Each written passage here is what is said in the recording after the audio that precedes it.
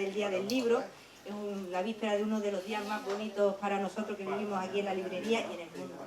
Tenemos el privilegio y la enorme alegría de compartir esta tarde en compañía de Eduardo Aguirre y de James Iflan, Santiago para sus amigos del sur, dos cervantistas, dos enamorados de la obra de Cervantes, de esas historias que nos legó y que nos dan las herramientas para aprender a cuestionarlo todo, para aprender a pensar por nosotros mismos, para buscar nuestras propias respuestas en un mundo que todos sabemos que es ingrato y cruel muchísimas veces, pero que también está lleno de belleza y en el que desde luego nada solucionamos con dejarnos llevar o con rendirnos. No hay que irse de este mundo sin haberlo intentado, al menos intentado, hacer de nosotros mismos y de nuestra parcela un lugar mejor, que para mí mejor es lo más humano posible. Eduardo Aguirre viene a presentarnos su Cervantes y la ternura humorística. Él es periodista y gestor cultural en León desde hace muchos, pero muchos años. Publica en el Diario de León una columna titulada Al trasluz, en la que analiza el día a día con un toque de humor y otro de ironía. Un dato que a mí me gusta mucho y me emociona es que el Grupo de Estudios Cervantinos de la Universidad de Oviedo publicó una edición crítica de su entrevista a Cervantes. ¿Quién no querría hacerle una entrevista a Cervantes? Para eso se escribe. Es además brillante heredero de la pasión cervantina de su padre, Joaquín Aguirre, quien dedicó su vida a estudiar el siglo de oro.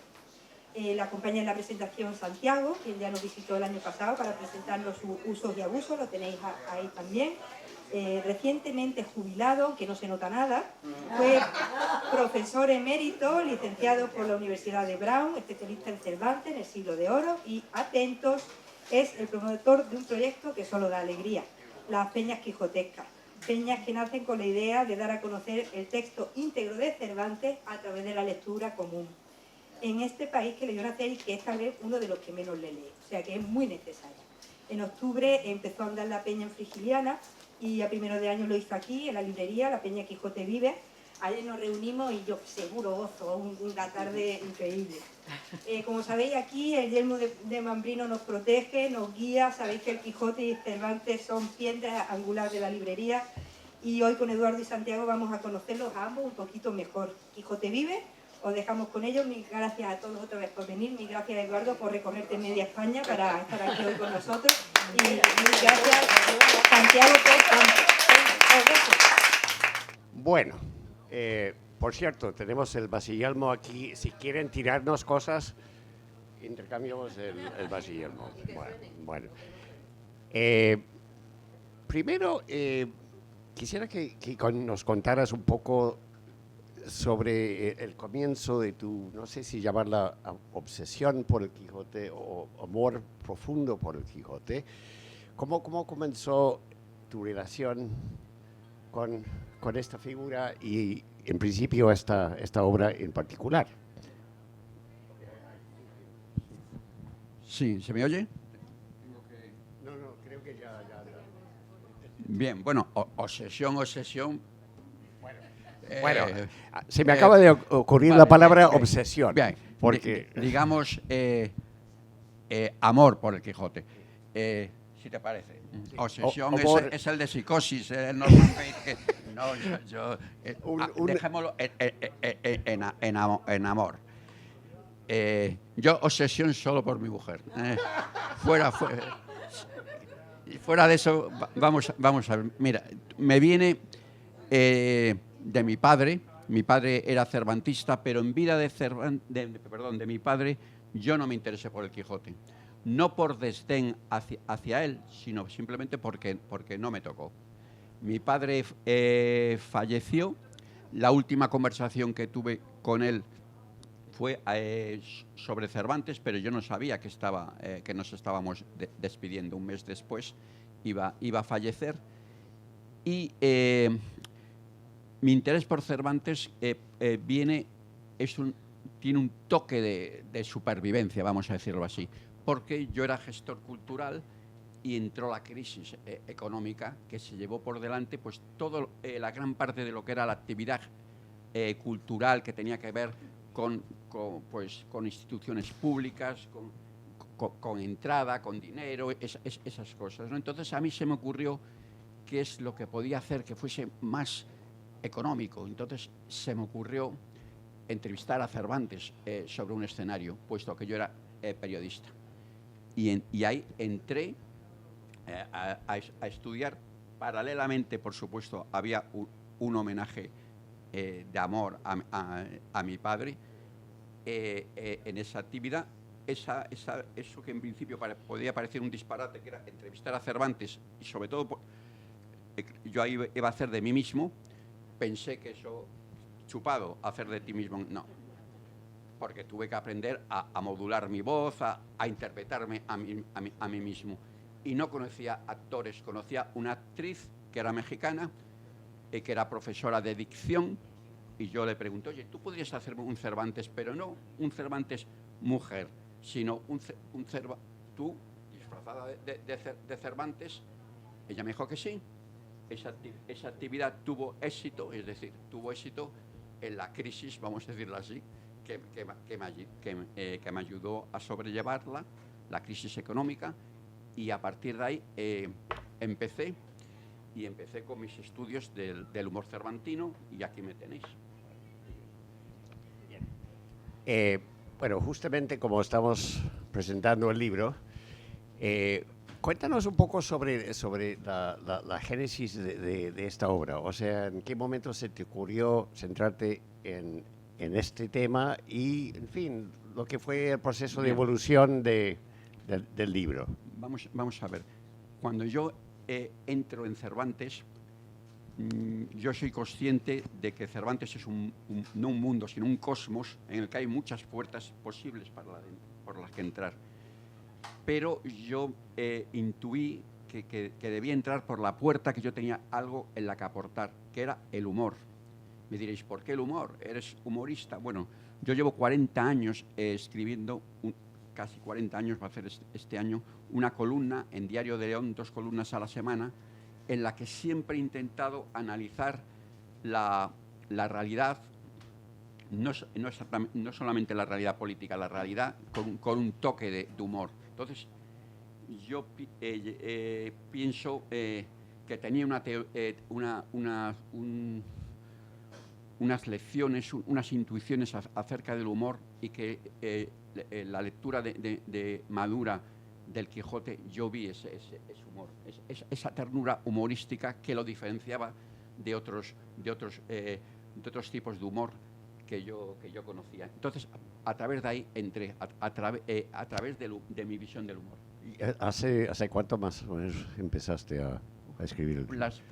Las primeras ideas hará 15 años aproximadamente, pero no obstante, el concepto de ternura humorística como término, menos, digamos que unos 5 años, cuando yo comprendí que aquello de lo que hablaba era ternura humorística. El origen de mi intuición está en una pregunta, y es la siguiente: ¿por qué hay personas a las que los golpes de la vida, las heridas, el dolor, no las despojan del humor? En Cervantes eso me llevó a reflexionarlo, su experiencia en Lepanto, que de la que queda manco, porque ese hombre no se convierte en un acomplejado. Todo esto viene después. Bueno, ahí está el origen y la experiencia de Argel. Bueno, perdón, pero ese es el origen. El origen de esto está en algo que me ha interesado desde niño prácticamente, que es la relación entre humor y dolor. Tú te defines, o sea, te niegas a llamarte cervantista, prefieres el término cervantocupa. Cervantocupa, sí. Entonces, expláyate sobre ese tema. ¿Cuál es la diferencia, Bueno, por verdad ejemplo? Que fue una ocurrencia traviesa para decir que para restarme un poco solemnidad académica, que no la tengo, y decir que soy una especie de advenedizo, que no tengo ninguna... digamos, ningunos galones para llamarme a mí mismo cervantista. En la entrevista a Cervantes me llamo Cervanfan, pero bueno, un fan de Cervantes. Pero bueno, Cervantocupa también está bien. No, pero justamente esa condición te conviene, porque bueno, tú conoces a muchos de los profesionales, tema sobre el cual vamos a reflexionar más adelante. Muy bien. Pero haces muy bien. En fin, Cervantes le pertenece a todo el mundo, o sea, no es propiedad privada de los, entre comillas, especialistas, ¿no? Entonces haces bien en lanzarte a la plaza, ¿no? Y a torear. Bueno, ahora vamos a mirar, tengo aquí una serie de preguntas más precisas, entonces me voy a basar en pasajes precisos de su texto que voy a leer y entonces quiero que que te explayes un poco. Y justamente esta es la gran pregunta. ¿Qué diferencia al humor de Cervantes del de la mayoría de los escritores de su tiempo? ¿Qué distingue su chispa cómica de la de Lope, Góngora o la de Quevedo? También la tenían. Y de la de Fernández de Avellaneda, su apocrifista. El mismo mar, distinto oleaje. Bien, pues yo creo que lo que la diferencia es precisamente lo que está ya en el título del libro, la ternura humorística. En el humor, un matiz en el humor y en el amor. Una pequeña diferencia de grado es un abismo. Esto es así. Es lo mismo dicho por una persona o por otra, el mismo gag, puede sonar totalmente diferente, pero no porque uno tenga más gracia que no. La clave está en la ternura humorística. Estoy preparando, como tú sabes, una ponencia para Chicago. Va a haber un congreso sobre Cervantes y el humor y me han invitado a hablar, ¿no? Entonces, yo les digo, yo sé que lo académico es empezar haciendo una definición de ternura humorística, pero yo no tengo una definición académica. Sí puedo explicarlo y espero poder explicarlo ahora, ¿no? Yo creo que la ternura, es decir, una especie de fragilidad, ¿no? Voy a poner, lo mejor es que luego a lo largo de este diálogo es que ponga ejemplos concretos de lo que entienda por ternura humorística. Pero si me permitís, es muy fácil entenderlo. Rita, cuando estuvimos el año pasado aquí,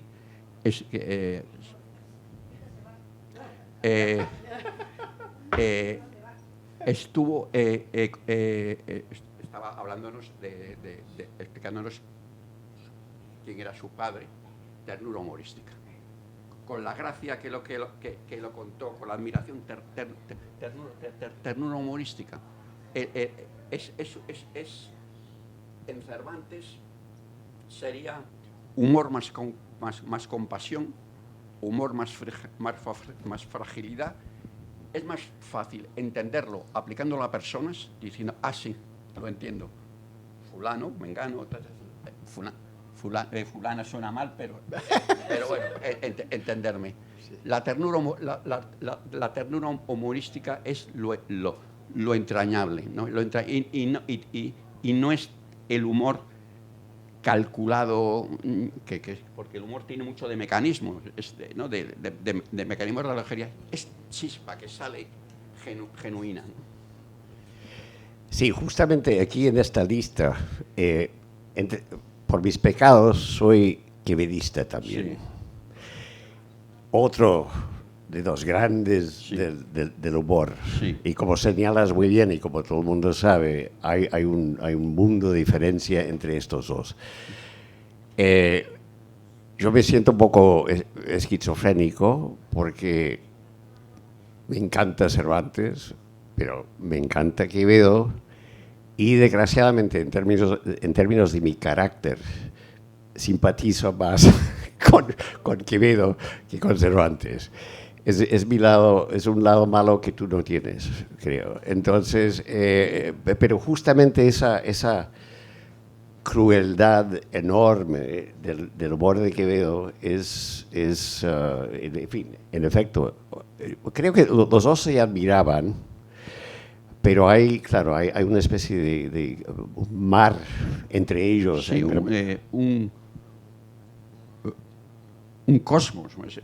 Es que al final el humor, y sé que vamos a hablar de eso, el humor cervantino tiene que ver bastante con la piedad, con la compasión sobre el género humano, ¿no? En el fondo tiene que ver mucho con el amor. Y ahora sí creo que tengo que explicar, ponerlo con un ejemplo. Y no es un spoiler, porque todos sabéis, incluso los que no hayáis leído el libro, que Don Quijote al final se muere. Cuando Sancho le dice lo siento, también sabemos todos que Moby Dick, y no hemos leído Moby Dick, que al final se hunde. Bien, perdonadme la broma, mirad. ¿Cómo podemos encajar, encuadrar, explicar que Sancho le diga a Don Quijote: no se muere usted, mi señor, que todavía nos tenemos que hacer pastores? ¿Veis? Os habéis sonreído. ¿Qué es eso? ¿A qué mundo pertenece eso, sino al de la ternura humorística? Si digo el famoso verso de Góngora, érase un hombre, una nariz pegado, érase un elefante boca arriba, nos hace sonreír, pero pertenece a otro territorio. El triunfo de Cervantes es el triunfo sobre la risa de la superioridad.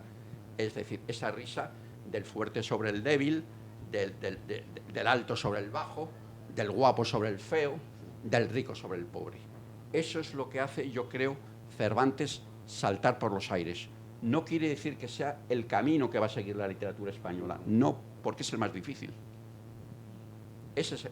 Entonces, para mí, sí a mí me gusta decir que en Cervantes humor rima con amor y con dolor. A eso me refiero. Los ejemplos creo que definen mejor que las propias definiciones, valga la paradoja, que es la ternura humorística. No se muera, mi señor, que todavía nos tenemos que hacer pastores.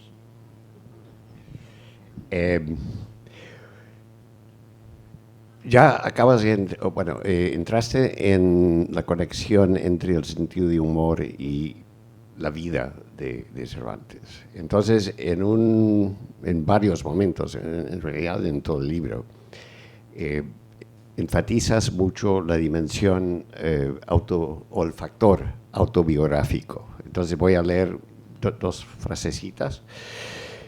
El humor cervantino es siempre autobiográfico porque nos describe a Cervantes, exprese o no hechos vividos directamente por él.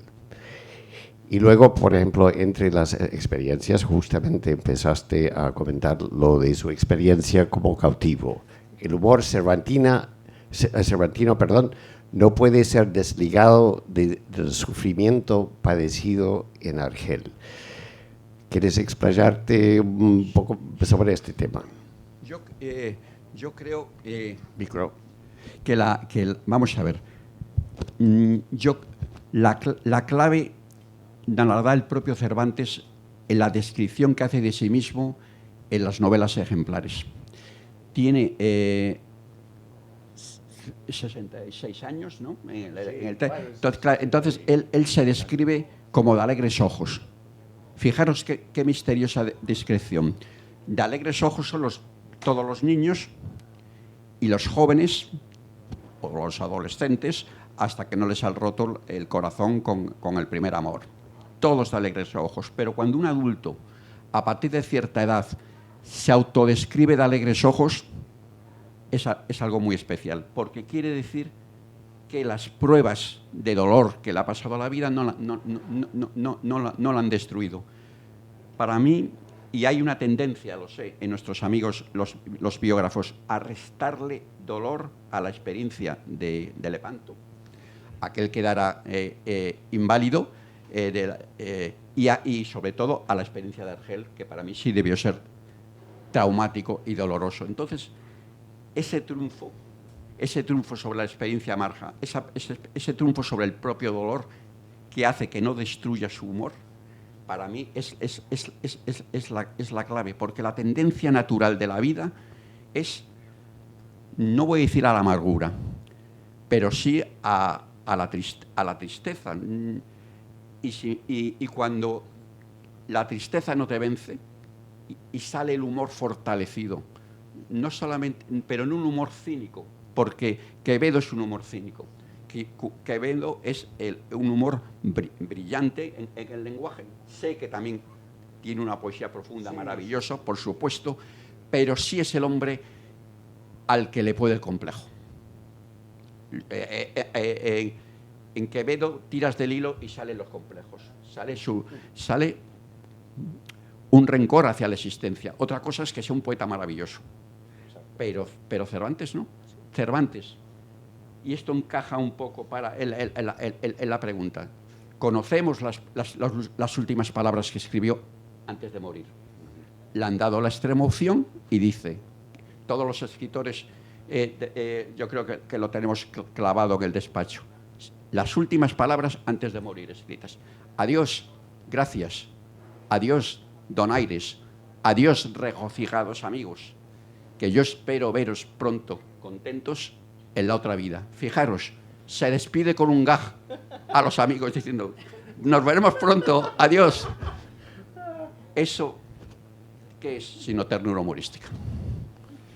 Muy bien. Bueno, justamente, ahora que estás hablando del otro mundo, algo que, en fin, que puede, aquí no conozco tan bien, conozco a varios integrantes del público, pero en fin, seguramente entre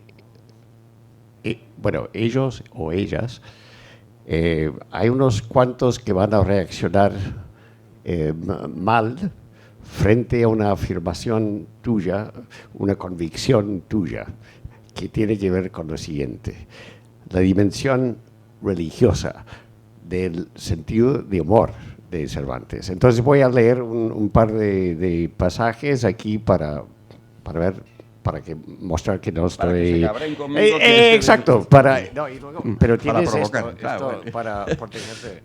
Bueno, por ejemplo, un segundito.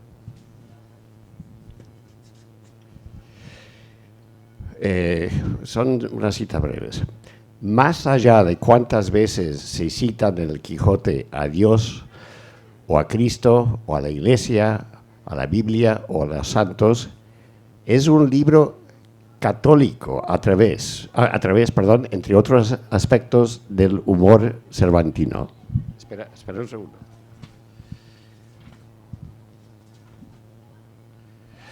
Luego, según las leyes no escritas de causa y efecto, el humor de Cervantes tendría que haber sido ácido o escapista de la realidad. Pero no es ni lo uno ni lo otro. A mi entender, esto es debido a su raíz religiosa, aunque sin sermoncicos. Y finalmente, un segundo, Sí. sermoncicos. Frase de él. Bueno, esa es frase de Cervantes, porque va entrecomillado. Bueno, entrecomillado. Y luego, para terminar, un segundito. Ok.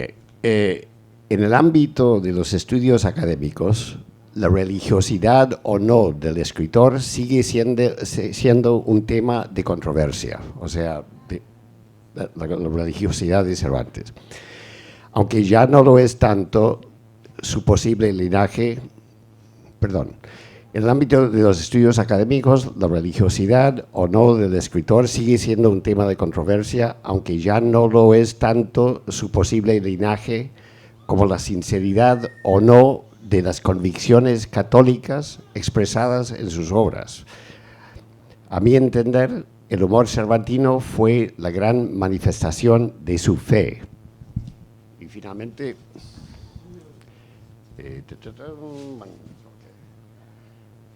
este es el golpe de gracia aquí.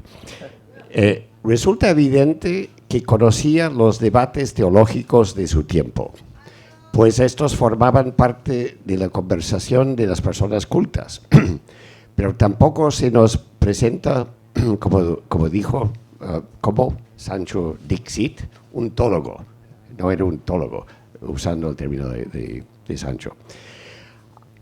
Y aquí viene la frase que va a en fin. Argumentó Casalduero en su Sentido y forma del Quijote, cito: los que no quieren situarse en el mundo católico no pueden sentir la belleza creada por Cervantes. Lo mismo que los que no pueden situarse en el mundo protestante no sentirán la belleza creada por el protestantismo. O sea que ahí afirmas o citas de modo favorable a Casalduero. O sea que, yo me crié como protestante, entonces... Bueno, Casalduero, para que lo sepan ustedes, ha sido un gran cervantista, tiene una obra importante, que es Sentido y forma del Quijote. Esa afirmación la hace él. El peligro que tiene, aunque entiendo tu metodología, sacar frases, es que todos afirman, como en el Quijote, eso que vosotros apreciabais ayer, que hizo una cosa y luego seguidamente otro personaje dice lo contrario. Esto, yo digo cosas, pero voy avanzando. Yo sí tengo esa convicción y voy a intentar explicar por qué creo que hay una relación entre el humor cervantino, que yo antes he definido como un humor compasivo, que tiene una base de compasión. Como os he dicho, llevo 40 años con una columna. Entonces, cuando estás escribiendo, eres un Dios omnisciente que decides lo que haces. Y me voy a explicar. Si yo tengo que ser crítico con una persona, en mi columna, yo decido como un pequeño Dios, no voy a llamar como un dictador, pero el grado del palo que le pego. Si soy del 1 al 10, el palo se lo doy en el 2 o se lo pego en el 10. Si soy cruel o soy compasivo. Si ese gag tan gracioso que se me ha ocurrido, renuncio a él con piedad, lo tiro a la papelera y digo, muy gracioso, pero... Entonces, yo creo que en Cervantes sí hay eso. Sí hay esa... Es, yo creo, el primer escritor, al menos el primer escritor que yo conozco, que se enamora de sus personajes. La primera salida, y ya lo puedo decir porque no es spoiler, porque todos lo habéis leído, es distinta a la segunda. En la primera salida no hay ese elemento de piedad hacia el personaje. Es genial como literatura, pero no hay ese elemento de piedad. Entonces, sin embargo, sí aparece el primer ejemplo de ternura humorística. Y lo voy a explicar, puesto que ya todos vosotros conocéis. El primer ejemplo de ternura humorística, ¿sabéis cuándo es? Don Quijote es apaleado y se lo encuentra un vecino labrador en el suelo. Lo monta en el propio jumento del labrador. Y Don Quijote va diciendo disparates. Y cuando llegan a un pequeño montículo, al anochecer del que se ve el pueblo, tiene el primer gesto, para mí clarísimo, de ternura humorística, que es que espera un largo rato a que no haya gente en la plaza. ¿Qué es eso? Para mí, también creo que ha llegado el momento para decir, claro que soy católico, pero soy un católico y estoy casado por lo civil, o sea, no soy un obispo de incógnito, no. No sé si es correcto el término para la religiosidad razonable. Es decir, no pertenezco a ninguna organización religiosa, no. Yo creo que ese acto de compasión, de ternura humorística del labrador, para mí me dice muchísimo de quién es Cervantes. Ha quedado eclipsado por la grandeza del yo sé quién soy, pero es lo que a mí claro, también permite, porque creo que es muy importante decirlo. Mirad, yo soy un escritor, no teorizo ni sistematizo. Estoy tratando de contestar a las preguntas de un gran amigo, un gran intelectual y un gran académico. Pero yo no trato de convertir en teoría mis reflexiones. Están pensadas, no soy un poeta, no es mi realidad, mi sistema mental no es poético, es racional, pero no teórico. No me preocupa encontrar que pueda haber una contradicción en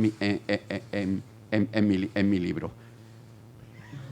Bien, y bueno, dices que no te metes en temas teóricos, pero sí, un poco... No teorizo, he dicho que no teorizo. Bueno, pero justamente es casi, leíste mi pensamiento, la próxima pregunta tiene que ver con justamente un tema que, en fin, insisto en que cuentes la anécdota aquella que incluye a tu mujer. La diferencia entre la diferencia entre lo cómico y, por un lado, y lo humorístico. Entonces, en un momento dado dices la diferenciación férrea entre lo cómico y lo humorístico es más propia de filólogos que de humoristas. Estos aceptan con naturalidad que no son exactamente lo mismo y que las utilizan según proceda. Entonces, tú cuentas la anécdota de cómo explicas para ti la diferencia entre lo cómico y el humor, basándote en un, no sé si realmente pasó, tu mujer puede... Bueno, sí pasó, hombre, te vas a hacer contarlo aquí, pero bueno, creo que te tengo que... Pero bueno, está en el libro. Pero déjame decirte una cosa interesante. Es una anécdota personal, doméstica. Yo los utilizo mucho. Doy un taller, como dije ayer, parecido al que imparte. Yo lo imparto para personas más mayores, el León. Entonces, para amenizarlo, recurro al humor. Entonces, en el ensayo, tengo un pequeño atrevimiento que es contar una anécdota personal, ¿no? Doméstica, que voy a pasar a contaros. Para mí lo interesante de esto es lo que os voy a decir ahora, que obviamente no está en el libro. Estuve a punto de quitarla, porque me dije, quizás es excesivo, de pronto una intromisión del yo en el... Finalmente la dejé. Pues bueno, pues es que no me paran de comer. Incluso recibí un correo de un señor en Sevilla, al que no conozco, comunicándome que la iba a contar como suya. Entonces yo le dije, hombre, me parece un poco excesivo, cite usted la fuente, y se enfadó. Le pareció un poco arrogante. Os voy a contar la anécdota. Estamos en una feria del libro antiguo, entonces a los cervantistas, en este caso hablo de cervantista masculino, porque yo soy el cervantista, a nuestras mujeres les choca que podamos tener varias ediciones del Quijote de un libro que ya tenemos. Claro, nosotros sabemos que un prólogo, que una edición, que unas notas lo hacen diferente. Bien, pues había una edición del libro barata, pero estaba encuadernado, no tenía de ese editor, de ese crítico, pero era en una tapa no dura, era como de pedernal, como si estuviera encuadernada en acero, a un precio muy económico. Entonces mi mujer Marta mostró su sorpresa porque yo fuera a comprarme otra edición del Quijote. Entablamos un diálogo que no vamos a llamar discusión, pero bueno, quienes tenéis pareja o la hayáis tenido, podéis entender un poco. Bueno, finalmente, obviamente, me compré el libro de camino a casa. Fuimos, no discutiendo, pero digamos un debate platónico, vamos a decirlo así, filosófico, sobre la conveniencia o no de volver a comprar un libro que ya tienes. estamos en casa dejó el libro en la biblioteca y por la noche, y ya Marta todavía está, y ya está en la cama, estoy descalzo, saco el libro de la biblioteca y se me cae en el pie.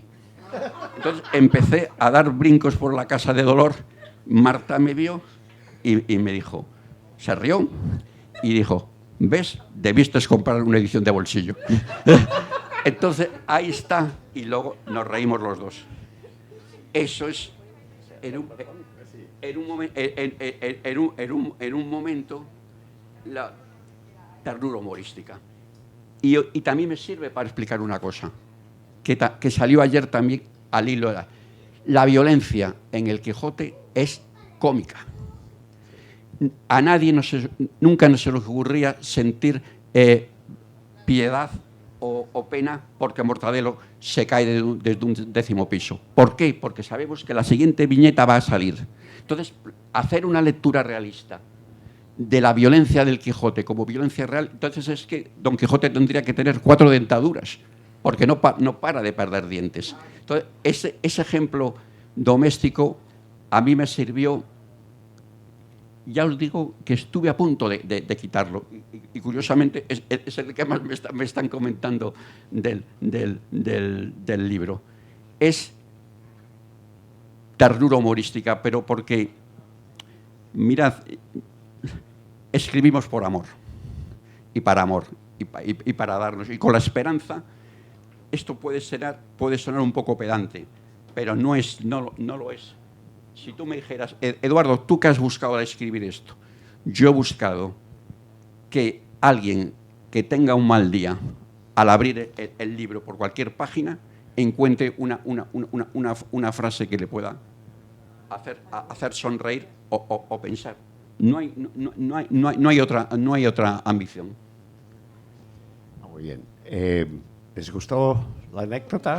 Valió la pena, ¿no? O sea, yo sigo riéndome de esto. Debí comprarla, el de bolsillo. Bueno, hablando sobre este tema, como señalas en el libro, esto es algo tal vez incomprensible para el público de hoy.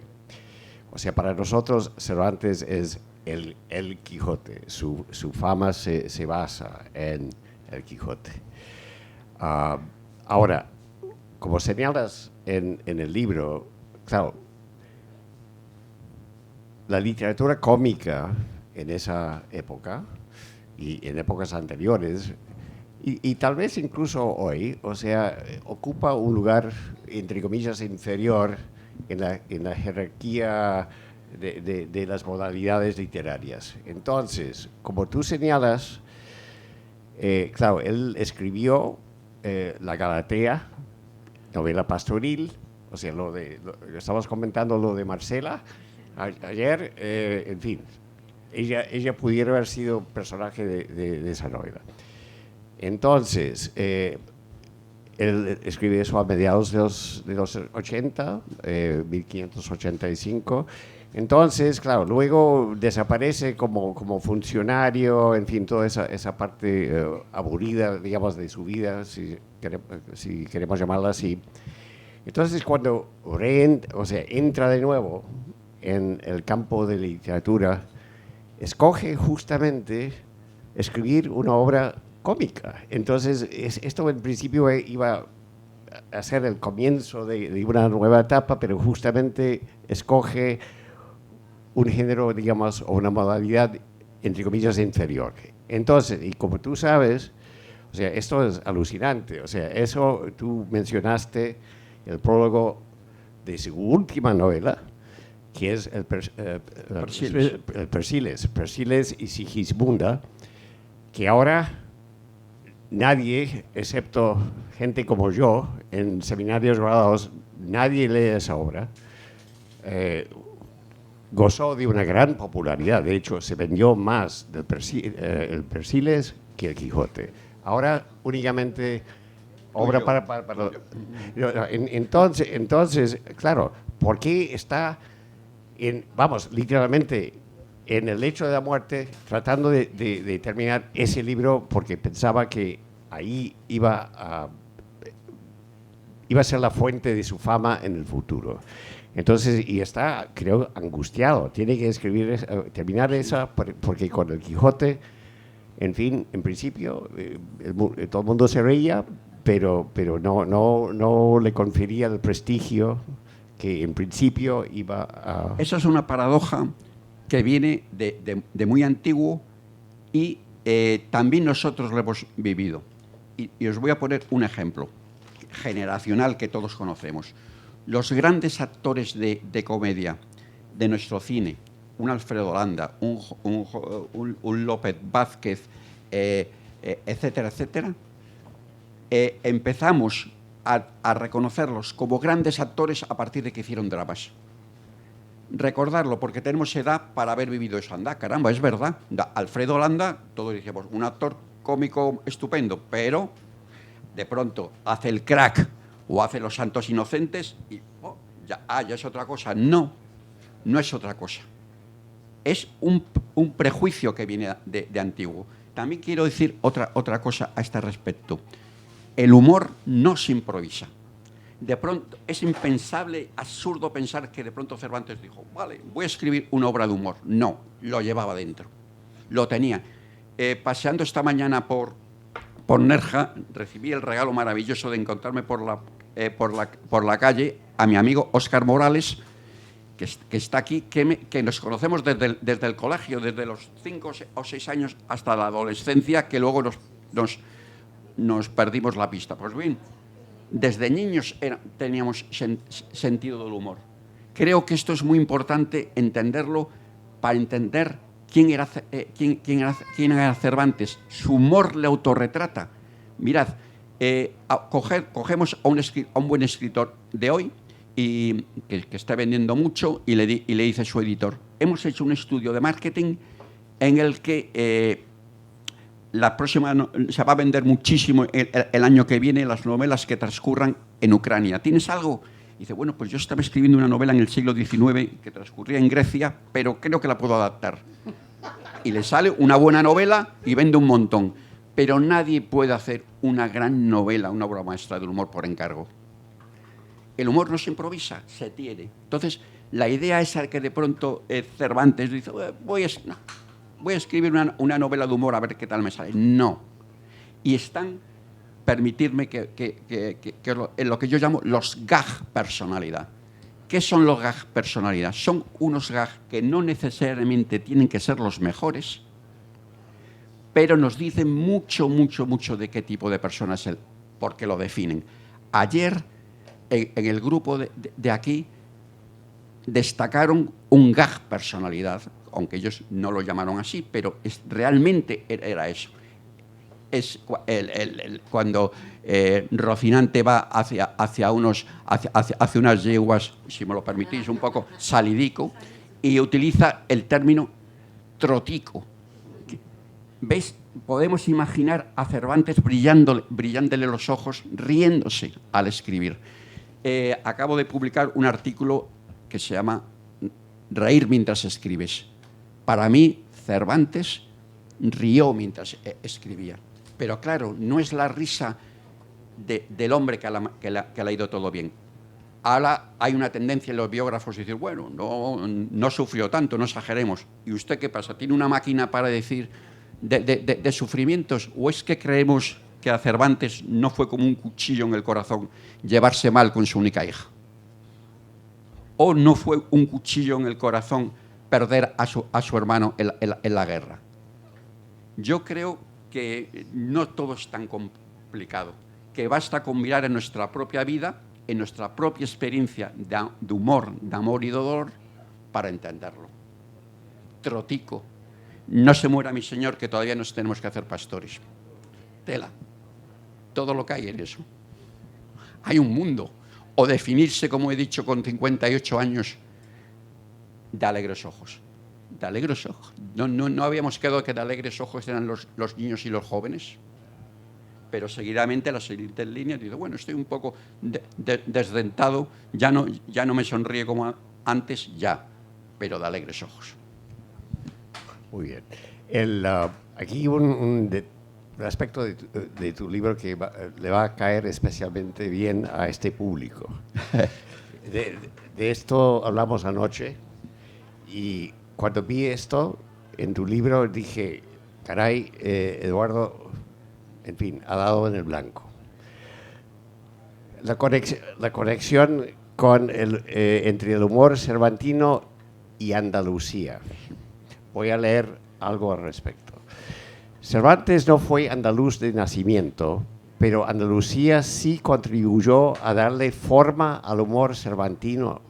En los años en los que el escritor estuvo trabajando por aquellos lares, de 1587 al 94, tanto de recaudador de grano y aceite para la Armada, como cobrando impuestos atrasados o de juez comisionado, tareas que compatibilizó con negocios, tanto como intermediario como los propios.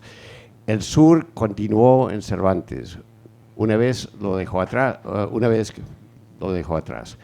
Perdonen, estoy leyendo mal porque perdí las gafas. Estas son gafas para mis ojos de hace como 5 o 6 años. Entonces, perdón.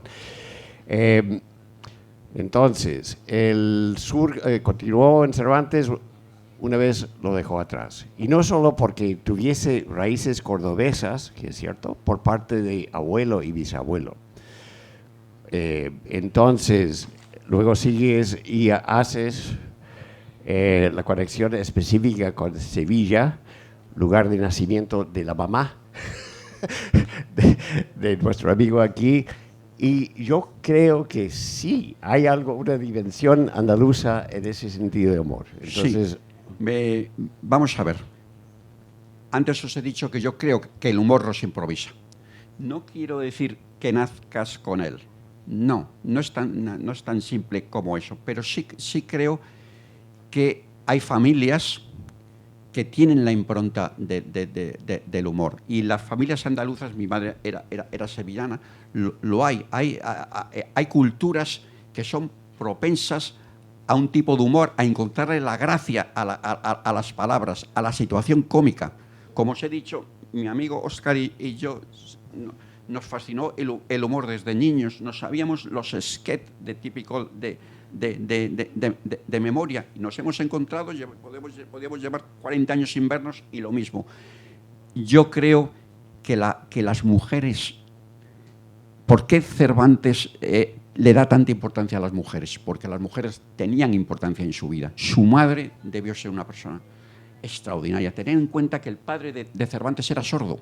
Entonces, todas las gestiones inmensas, complejas que tuvo que hacer la madre para pagar el rescate o propiciar las ayudas económicas para pagar el rescate de los 2 hijos, no solamente de Cervantes, de Rodrigo también, las hizo la madre. Y para mí, visualizo totalmente una casa con alegría. Mirad, y creo que es una de las cosas que transmito en el libro. La alegría no es la ausencia de dolor, es una mirada. Yo digo en el libro que la religiosidad no es temática. Cervantes no tiene tanta poesía religiosa como otros autores.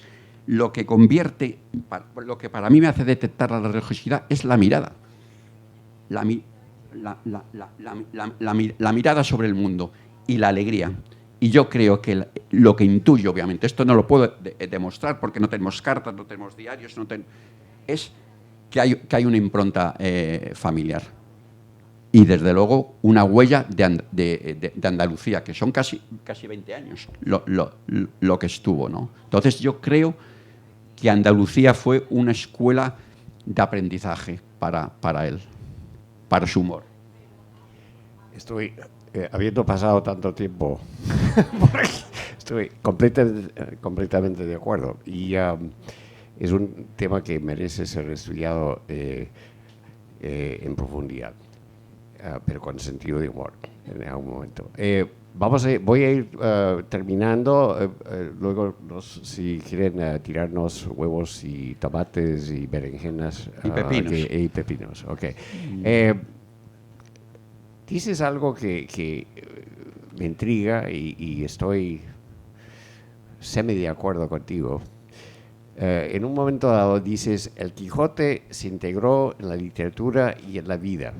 Tenía y aún tiene misión que cumplir, a la manera de esas pocas obras maestras que nos civilizan en la bondad y sin las que seríamos peores. La pregunta es si leer el Quijote nos puede convertir en mejores personas. Sin ninguna duda. Para mí, la obra maestra tiene esa misión, claro. Una visión racionalista dirá, pues, pero Duke Ellington, el gran pianista de jazz, tenía una frase cuando le preguntaban con mucha frecuencia qué es el jazz. Y entonces él decía, si te lo tengo que explicar, nunca lo sabrás. Si yo tengo que explicar todo esa...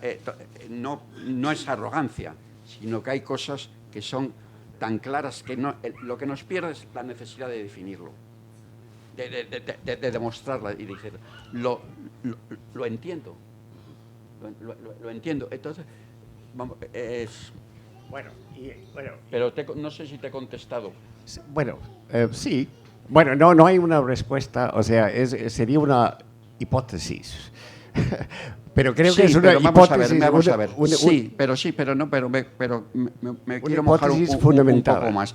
Sí nos hacen mejores personas, porque incluso no todas las obras de arte nos salvan, y vuelvo a utilizar un término religioso, pero si queréis, no lo toméis en un término religioso. Vamos a dejarlo afuera, que tampoco, como digo, yo soy ningún arzobispo.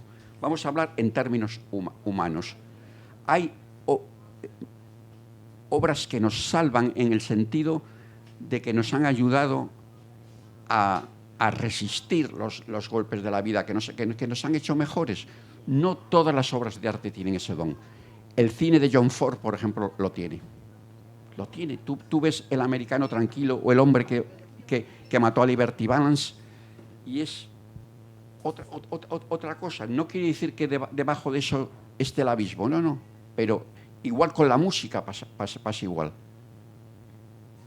Pero, ojo, también con las personas. A mí me gusta decir que existen jerarquías del espíritu, lo que pasa que nadie puede decir de sí mismo cuáles son sus galones, tienen que ser los otros. Pero claro que sí, que hay personas que nos salvan, que nuestras vidas serían peores si nos hubieran cruzado esas personas en nuestra vida. Eso no es religioso.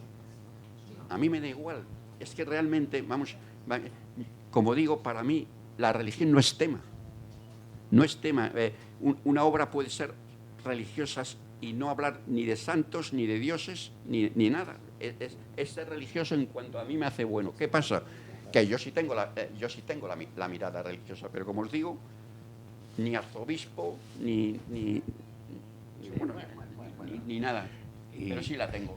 Pero sí la tengo porque tengo la edad, perdón, con esto termino, para ser consciente de lo fácil que es caer. Ante un golpe, ante una depresión, ante un revés laboral, profesional, lo fácil que es caer. Entonces, tenemos ya la edad para mirar hacia atrás y decir, caramba, no he caído. Entonces, es cuando decimos, adiós, gracias, adiós, Doraides, adiós. Bueno, entonces, justamente como esta obra sí nos puede, y yo estoy de acuerdo, ayudar a convertirnos en mejores personas, aquí llegamos a la pregunta clave, una pregunta cuya respuesta es justamente son las maravillosas peñas que están surgiendo aquí. Tú dices en un momento, y con toda razón, si antaño todo español más o menos cultivado tenía un Quijote en su casa, aunque no lo hubiese leído, hoy ya se han dejado de guardar tales apariencias. Ni se tiene la obra y muy posiblemente ni biblioteca. Entonces, justamente abordas este tema que a mí me produce angustia, o sea, el Quijote, en fin, la Biblia Nacional, la mejor novela del mundo, y luego, desgraciadamente, como supimos por esa encuesta hecha en 2015, el número de españoles, aunque hay estatuas en todas partes, si van a La Mancha, los quesos, los vinos, en fin, hay estatuas por todas partes, y creo que vamos a ver una ahora en Vélez. Y entonces, y es en cierto sentido incluso la marca de España. O sea, el Estado español, en fin, tengo un ensayo ahí sobre cómo se ha utilizado el Quijote como marca nacional. Entonces, en mi humilde opinión, si van a estar ahí con el Quijote, tienen, no sé si de obligación moral, de leer el libro, pero no en pedacitos, sino el libro entero, como están haciendo estos dos maravillosos grupos aquí en la Exarquía. Y sí, exactamente, gracias a Rita.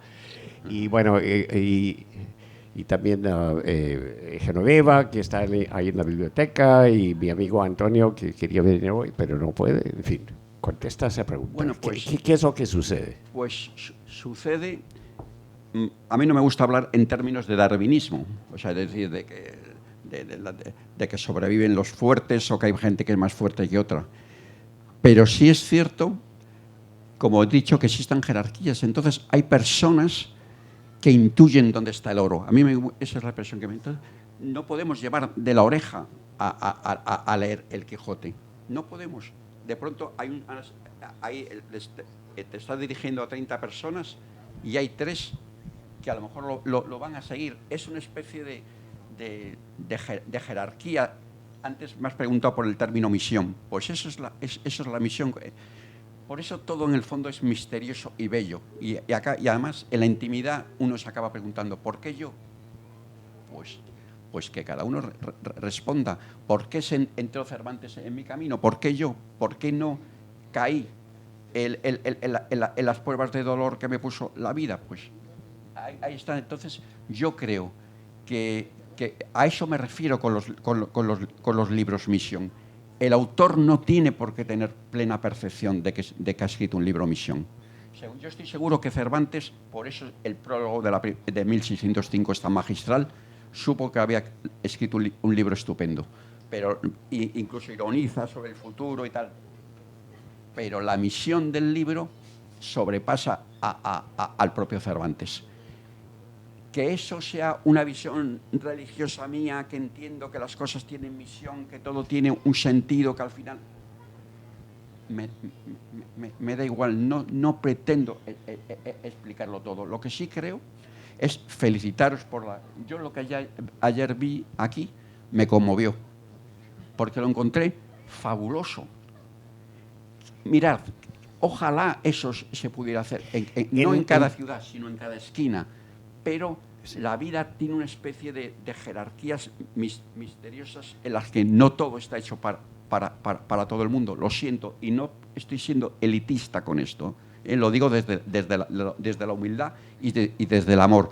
Ojalá en cada esquina, igual que hay un bar, hubiera una peña de Quijote, pero no es así. Sí, pero se puede hacer. Se puede hacer mucho. Se puede hacer, y yo quería, no sé si en cada esquina, por ahí la policía... Bueno, hay un bar. Un bar, donde... Exacto. Pero en cada ciudad, cada pueblo debería haber una porque tiene que ver con la felicidad. No tiene que fijaros, sí, no estamos reclamando, Jim y yo, la cultura.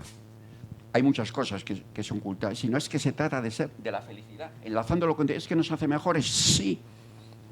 Sí nos hace mejores. No quiero decir que nos haga más santos, pero sí nos hace mejores en cuanto ¿qué? En cuanto nos abre el corazón. Es que es así. Es que al final la felicidad, la felicidad a la que podamos aspirar los seres humanos, ¿qué tiene que ver? Con la paz. Con la paz interior.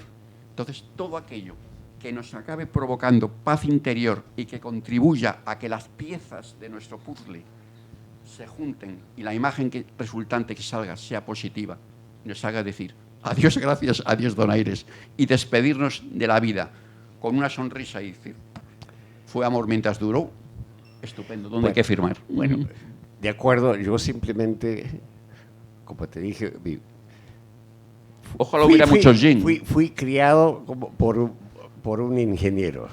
Entonces, aquí está el problema. Yo por un filólogo. ¿Cómo resolvemos el problema?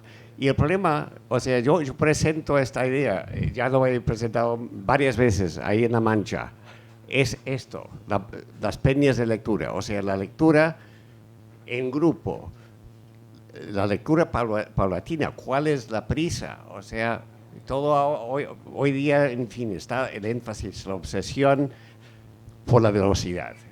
¿Por qué? Con esto van con nuestro trotico y atravesamos toda la obra. Claro.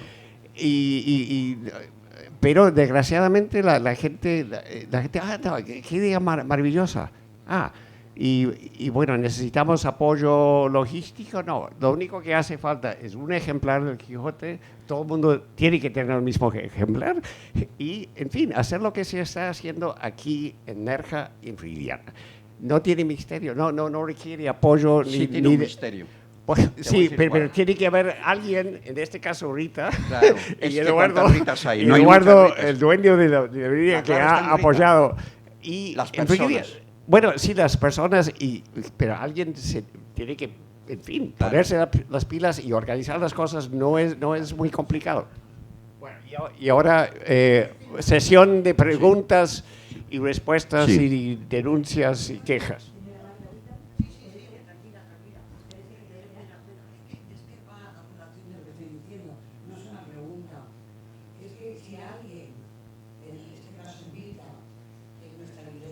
Del mundo mundial. Y es verdad, cállate tú ahora. Te dice a una señora que podría ser su madre, como yo, por edad, si entras en el Quijote, no vas a salir nunca la misma persona, nunca vas a salir igual. Es que ya no hay nada más que decir, ¿no? Entonces, gracias a James por la idea, pero a Rita por contagiarnos tu idea maravillosa, la verdad. Es tan sencillo, me da vergüenza. No, yo es que digo, antes de que empiecen todos, la primera. Gracias. Bueno, muy bien. Bueno, muchas gracias. Bueno, y a Eduardo, porque a todas estas cosas se pone y deja de exacto, él es el dueño de esto. Y todo esto es una cadena maravillosa. Pero sí, hay que tener sitio. Hombre, ¿Qué habla? Claro. Lógico, eso se da por hecho. Yo quiero decir una cosa. Se da por hecho. Hola, os quiero comentar una cosa. Efectivamente, en prácticamente el 99% de los hogares españoles hay un Quijote y efectivamente no nos hemos leído nunca. Es como una figurita decorativa. Entonces, la primera vez que nos reunimos como toma de contacto con la Peña Quijote Vive, pues Rita dijo, a ver, ¿quién se ha leído aquí el Quijote y quién no? Había mucha gente que se lo había leído, pero no eran españoles. La mayoría no eran españoles, ¿verdad? Teníamos franceses y no eran españoles. Y hay otra cosa, mirad. Casi todos los españoles pensamos que no hemos leído el Quijote. ¿Por qué? Porque de pequeña no hemos leído la versión juvenil. Luego, en sexto de GB, yo soy de GB, no hemos leído 3 capítulos. En octavo otros 3. En primero de bachiller. Entonces, creemos que no hemos leído el Quijote porque hemos picoteado el Quijote. Pero no hemos tenido una visión global del Quijote. Cuando a mí me preguntaron, ¿tú te has leído el Quijote? Yo dije, yo voy a decir que no. ¿Por qué? Porque me había leído la versión juvenil, luego 4 capítulos, 4... Pero yo voy a decir que no me lo he leído. Os tengo que decir que, bueno, por supuesto, porque nuestra Rita es maravillosa y nos mete en verea, que estoy disfrutando, pero digo, ¿cómo yo no me he leído el Quijote antes? Lo que estoy disfrutando, lo que me estoy riendo, lo que estoy llorando, es que es maravilloso. Y ahora empiezo a comprender por qué es una novela universal, planetaria. ¿Por qué hay tanta influencia en todo?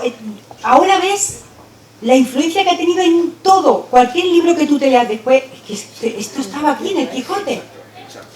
Entonces, ahora entiendo por qué es una novela universal.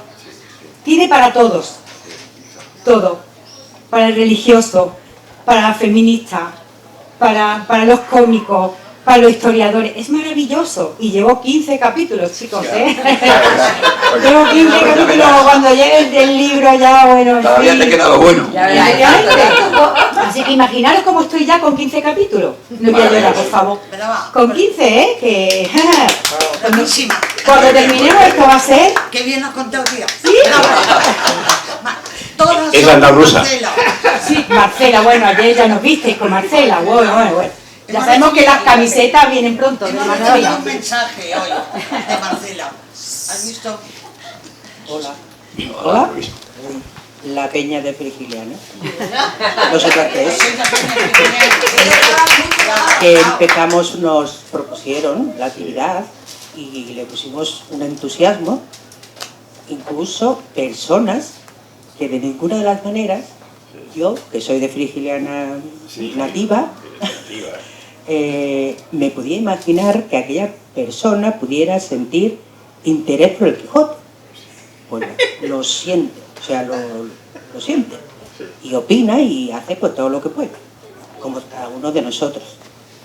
Yo he leído el Quijote de adulta 2 veces, y esta sería la tercera. Bueno, pues no me había enterado. O sea, me estoy enterando ahora. Yo voy leyendo y voy viendo que sí que me acuerdo de cada uno de los capítulos, de las historias que hay de interpretar, me acuerdo de todas, pero no le ponía la suficiente atención como para extraer conclusiones que afectaran a otros ámbitos que no era el de leer el libro. O sea, así lo iba leyendo, había letra, había palabras y yo lo leía. Me está encantando, es otro libro al que yo había leído 2 veces y creo que es algo que te hace reír, te hace sentir pena, te hace sentir alegría, muchas cosas.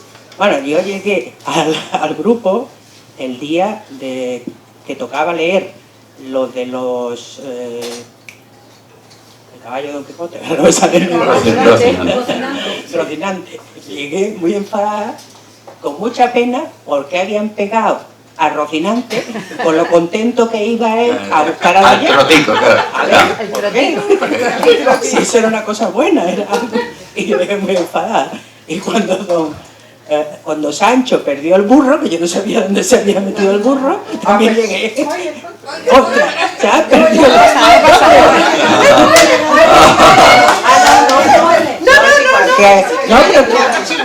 No os preocupéis, que aparece. Porque me interesa. Bueno, sí, vale. No sé, es que no sabía por dónde iban los compañeros. Eso es lo referente a Don Quijote, que nos entusiasma a todos, porque se ve allí cuando estamos haciendo la actividad. Como yo sé que Santiago es tolerante a las tonterías, pues ahora voy a soltar una bien gorda. Muy bien. Y yo siempre he tenido en mi cabeza, incluso antes de leer ahora en plan serio el Quijote, que por qué, o yo no lo sé, por qué ningún autor se había atrevido a hacer un libro con una Doña Quijota. Porque lo que tú dices, la ternura, los contratiempos, las amarguras, todas estas cosas, una Doña Quijota le llevaría a término muy bien. Porque es cierto que las mujeres tenemos como algo dentro de nosotros que nos hace salir a flote continuamente.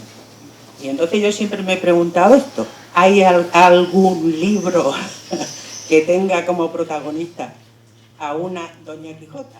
Sí lo hay. Sí hay una versión femenina, creo que es del 18, ¿no? De un Quijote femenino. Sí. De Inglaterra, ¿no? Sí, o de Inglaterra, sí. Sí, pero bueno, es una buena cuestión, sí. Bueno, y entonces yo propongo, como que has hecho de entrevistador del Quijote, tienes sentido del humor, has trabajado, de Quijote, no de Cervantes, has trabajado mucho sobre todo esto, ¿qué mejor autor que tú? sí. Sentido del humor. Pues sí, gracias por haber estado ahí de musa. O sea que a ver si te pones manos a la obra y en unos años podemos hacer otra actividad sobre Doña Quijota. Pues sí. Ponle como quieras, me da igual. Quizá la clave está, como digo, en la madre de Cervantes, ¿no? Esa sí que fue una Quijota. Y Catalina, que por cierto, aprovecho pues este secreto a las mujeres. La mujer de Cervantes, simplemente porque no hay cartas, porque no hay diarios, porque no hay... Durante años ha estado no eclipsada, sino condenada. Había un cervantismo académico que le reprochaba a Catalina que no estaba a la altura del genio, que debió, en vez de estar 20 años trabajando por Andalucía, decirle, no, tú aquí en casa y yo me voy a trabajar para que tú puedas escribir. Eso es un pensamiento anacrónico e injusto. Hoy nos hace sonreír, pero eran lo que mantenían los académicos ilustres, que culpaban a Catalina no solamente de no haber sabido percibir la grandeza de Cervantes, cuando lo cierto es que si no es por Catalina no tenemos el Persiles. O sea, Catalina, cuidado también con Catalina. En el libro yo defiendo precisamente que Cervantes y Catalina sí estuvieron enamorados, aunque no tengo la prueba, pero sí tengo una prueba. ¿Sabéis por cuál es? Si Cervantes hubiera sido un hombre amargado en el humor, no hubiera escrito, en el amor, perdón, no hubiera escrito una obra como El Quijote, donde las mujeres salen mayoritariamente de forma tan positiva. El Quijote para mí es la prueba de que Cervantes fue moderadamente feliz, y el moderadamente aquí es mucho, en su vida conyugal. Bueno, y justamente, bueno, como no quería, tengo preguntas de sobra aquí, entonces en un momento dado iba a llegar a este pasaje. Sin Catalina el libro hubiese sido muy distinto, El Quijote, ¿no? La hipótesis más razonable es que la obra maestra universal del humor fue escrita por un hombre felizmente casado, pese a esa herida abierta que fue su única hija que tuvo fuera de matrimonio. Entonces, o sea que el Quijote únicamente lo puede haber escrito un hombre felizmente casado. Si vosotros me preguntáis, ¿y por qué lo sabes? Yo os diría, lo sé, porque yo también soy feliz, porque yo este libro, Cervantes y la ternura humorística, no lo hubiera podido escribir de la misma forma. Okay, de la misma forma. Desgraciado. Entonces, a veces basta con mirar en tu propia vida, para sacar, para percibir las conclusiones. Yo es lo que intuyo. Cervantes es, el Quijote es consecuencia de una felicidad, pero no de una felicidad plana, donde no hay adversidad, donde no hay dolor, donde no. Es la felicidad como resumen. Eso quizás cuando dices, pese a todo, pese a la pérdida, pese a la manquedad, y no estoy dando una visión romántica exagerada, sino la vida, la conclusión, dice, ha merecido la pena. Sí, ha merecido la pena pese al dolor. Adiós, gracias a Dios, Donaire. Quiero decir una cosilla. Quiero decir que los que estamos en la peña de Quijote Vive tenemos muchísima suerte, porque estamos leyendo el Quijote y no solo tenemos una visión personal del Quijote, estamos viviendo la visión personal de 25 personas a la vez. Entonces, lo que yo veo puede ser, Mercedes lo puede ver de otra manera, que lo visteis ayer, ¿no? Todo el mundo tiene su opinión y al final tú dices, ay caramba, pues es verdad, yo lo he visto así, pero también lo veo como lo ve Mercedes o Marga.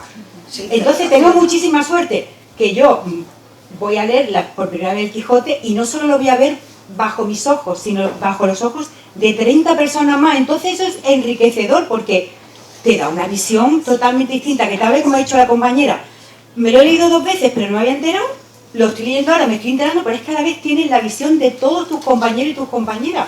Entonces yo creo que eso es maravilloso. Eso es maravilloso, maravilloso. Sí, yo también lo pienso. Maravilloso. Estoy muy contenta. Sí, Claro. Antonio, Aparte de mi yo lectura, también. Precisamente por eso es por lo que nos estamos Es que de enterando. verdad, antes de Tenemos la que- visión de los demás. Sí, gracias.